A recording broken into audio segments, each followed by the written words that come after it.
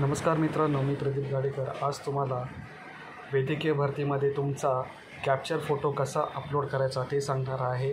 सोपी पद्धत आहे। तुमच्याजवळ तुमचा मोबाईल आहे, तुमच्या मोबाईलमध्ये तुम्हाला फॉर्मची लिंक आलेली असेल, तर मलाही तशी लिंक आलेली आहे फॉर्मची। तर मी त्या फॉर्मवरती क्लिक करत आहे। क्लिक केल्यावरती आपण पाहाल की सर्वप्रथम तुम्हाला पहिल्याच पानावरती click here for application form असे दिसेल, त्यावर तुम्हाला क्लिक करायचे आहे। तिथे क्लिक केल्यावर तुम्हाला तुमच्या मेन पेजवरती घेऊन येईल, जो संचालनाचा फॉर्म भरण्याचा आहे। तिथे तुम्हाला दिसेल की already registered to log in, म्हणजेच तुम्ही जिथे तुमची लॉग इन केली होती, जिथे तुमचा रजिस्ट्रेशन झाला होता, तुम्हाला रजिस्ट्रेशन मिळालं असेल, तुमचा पासवर्ड मिळाला असेल, तर हा पासवर्ड आणि लॉग इन आय डी तुम्हाला इथे फिल करायची आहे। तसेच क्लिक केल्याच्या नंतर तुम्हाला पुन्हा एक फॉर्म ओपन होईल। त्या फॉर्मवरती तुमची यूजर आय डी आणि पासवर्ड द्यायचे आहे।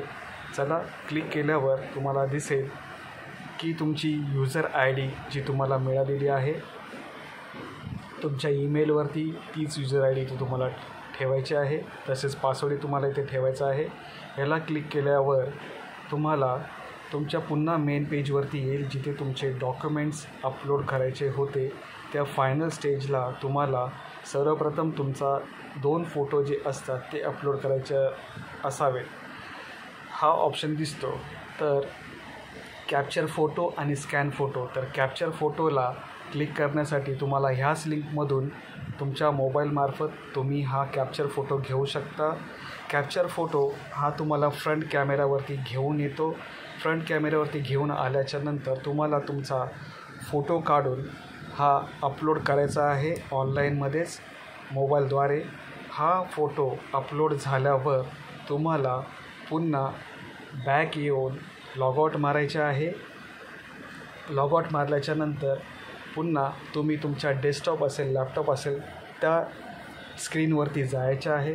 तिथे पुन्हा तुमची लॉग इन करायची आहे आणि पुन्हा फायनल स्टेपला येऊन जिथे डॉक्युमेंट अपलोड करायचे आहेत त्या स्टेजला येऊन जिथे तुमचा फोटो 2 अपलोड करायचे आहेत, तिथं तुम्ही पाहाल की कॅप्चर फोटो हा तुमचा अपलोड झालेला असेल।